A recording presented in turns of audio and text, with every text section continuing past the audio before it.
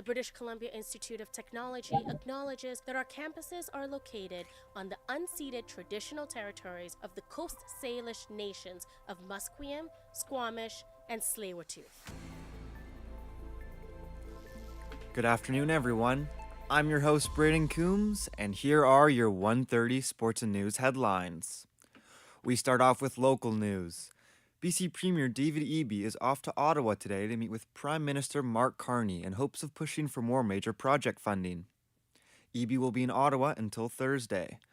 During his trip to the nation's capital, Carney will meet with members of the federal government.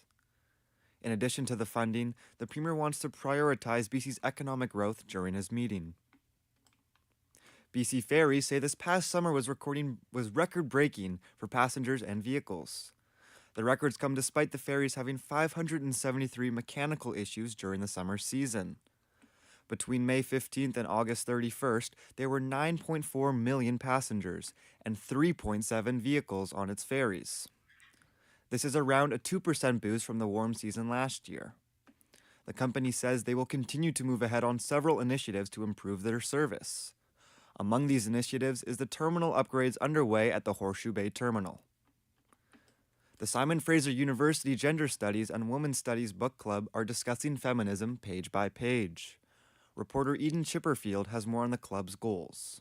The Gender Studies and Women's Studies Book Club meets once a month to discuss novels that demonstrate a feminist theme or lens, but the term feminism and its connotations should not ward away potential interested members.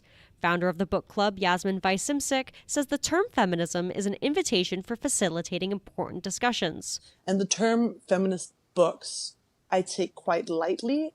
I don't want to censor or limit people, so it's very much just like anything that could be discussed from a feminist lens.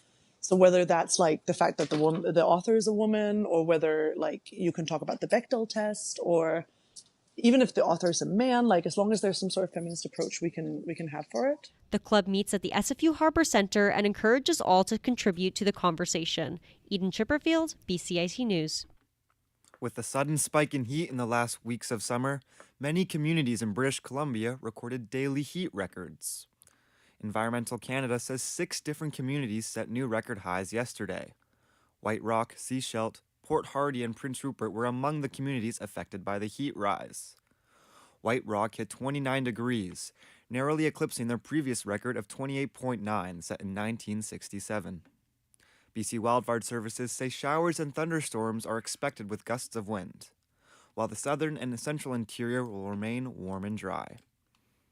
The Vancouver police have announced that one of 3 victims involved in fatal triple stabbing was the former spouse of the accused. VPD say the 50-year-old victim was the spouse of the alleged attacker, Viet Ki John Lee. The 54-year-old who is in custody is facing 2 counts of second-degree murder. The additional murder charge has not yet been laid against Lee. After being denied bail, Lee is expected to appear in Vancouver court on September 26th. Firefighters in Abbotsford quickly responded to a car fire that happened just off of Highway 1 early this morning. The car was ablaze on the side of the highway, blocking the eastbound right lane. The incident occurred this morning at around 7 a.m. Thankfully, though, there were no injuries and no collisions. Emergency crews were able to extinguish the fire rather quickly and tow away the old car. Prince George RCMP say 1 person is dead and another injured following a shooting in the city. Police say officers were called to a home at around 3:30 a.m. yesterday. Upon arrival, 1 person was found dead while another was suffering from multiple gunshot wounds. 1 person has been arrested and is awaiting charges. Investigators say the incident appears to be a targeted shooting. Vancouver's iconic Bright Lights fundraiser is leaving the city and moving to Surrey. Reporter Leah Warren has more on what to expect from Mayor Brenda Locke's announcement this afternoon.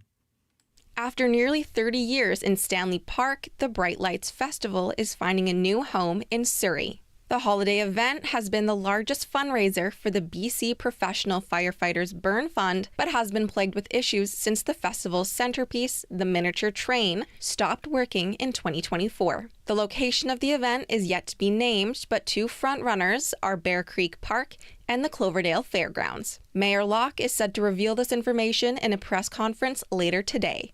Leah Warren, BCIT News. The Union for Educational Assistance in Alberta says its members will not help schools if teachers strike next month. The Canadian Union of Public Employees Alberta President Raj Upal says members are advised to refuse teachers' work. The president says the union supports teachers and they will continue to push for improved classroom conditions. Alberta Premier Daniel Smith believes what our government is offering is completely fair. The deadline to come to an agreement is October 6th, or else teachers will begin to walk off the job. The Alberta government has announced that it will continue to freeze the carbon tax price in 2026. The announcement puts the province in conflict with federal rules. Alberta Premier Daniel Smith announced the freeze at $95 per ton of emissions. The price of emissions was set to increase to $110 per ton starting in 2026. Which comes in line with the federal schedule. But now, they plan to keep the price set at $95. Canada's industrial carbon tax program allows for provinces to enforce their own program as long as it keeps up with the prices set by Ottawa. Smith's new future implementation does not. Saskatchewan Premier Scott Moe met with Prime Minister Mark Carney yesterday to discuss the canola tariffs from China.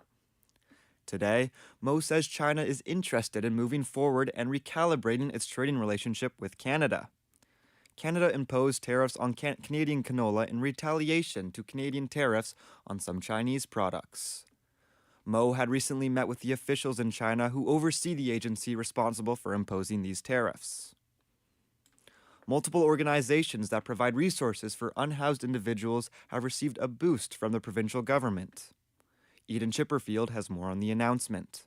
The provincial government has announced a 6-month fund extension for drop-in services for those living in the downtown east side. Drop-in services include shower, laundry, kitchen, and meal facilities and services. Executive Director and CEO of Mission Possible, Matthew Smedley, says that the funding is beneficial for all organizations working to support the residents of the downtown east side. Having those services available benefits us all by keeping our neighbors healthier, by looking after their needs. A lot of different types of support to help a community thrive when it faces the size of challenges that exist just by the sheer numbers of people experiencing poverty in the downtown east side. Eden Chipperfield, BCIT News. In Ottawa, members of Parliament held a moment of silence in the House of Commons to pay tribute to hockey legend Ken Dryden today. He had served as a member of Parliament and as a Liberal cabinet minister. Following the moment of silence, Prime Minister Mark Carney praised Ken Dryden, calling him a national hero. Fired Centers for Disease Control and Prevention Director Susan Monarez is testifying before senators on Wednesday today. This comes after Health Secretary Robert F. Kennedy Jr. fired her after she refused to endorse forthcoming vaccine recommendations without reviewing evidence to support the guidance. The Federal Reserve has cut its benchmark interest rate for the first time in 9 months. Since the last cut, progress on inflation has slowed while the labor market has cooled and Wall Street has rallied. That means Americans are dealing with both high prices and a challenging job market. Now, over to sports.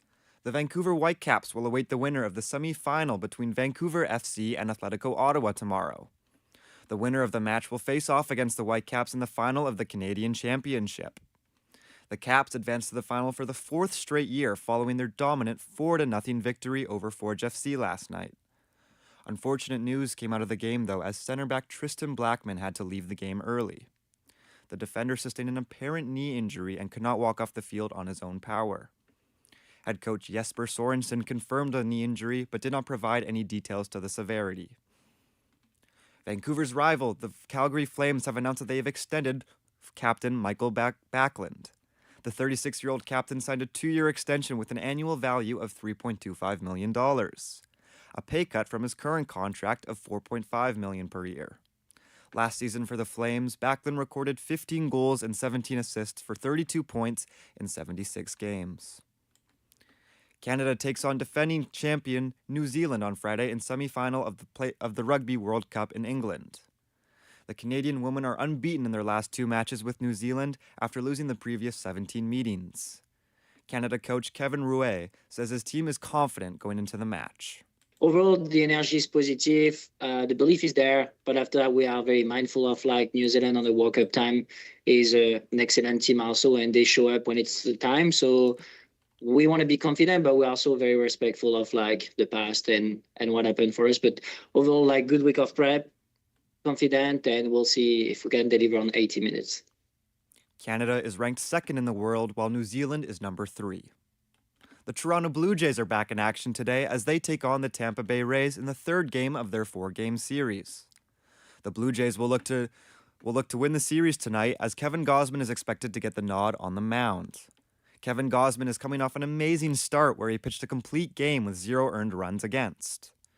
With a win tonight, the Blue Jays can further cement their divisional lead at a time where every game matters. The game is set to start in just over 2 hours from now. The New York Yankees are in action tonight too, as they play in their final game in their 3-game series against the Minnesota Twins. That game is set to start 30 minutes after the Blue Jays game is underway. The Boston Red Sox are playing as well, as they look to bounce back following their crushing loss to the Athletics yesterday. This is the second game of their 3-game series. The game is set to start half an hour before the beginning of the Jays game. And as it stands right now, the Blue Jays are 5 games ahead of the Yankees and 7 games ahead of the Red Sox. Now, over to soccer. Whitecaps' Thomas Mueller's former team, Bayern Munich, are currently up 2-1 over English side Chelsea. English international sensations Harry Kane and Cole Palmer have both scored for their respective team. The game is at the 60th minute. The defending champion league winners Paris Saint-Germain continue their quest for a repeat, as they are currently up 3-0 in their game against Atalanta. Now, over to weather. Expect a mix of sun and cloud today for the rest of the day, with a high of 20 degrees and a low of 14. For tomorrow, the sun and the clouds will continue with a high of 18 and a low of 14. Thank you for listening to BCIT's The Crow. I'm Braden Coombs. Stay tuned for more on BCIT's 1680 The Crow. When I tell people that I study journalism, they immediately say, oh, you want to be a reporter. But I think, in my case personally, I really want to go into magazines, PR, social media.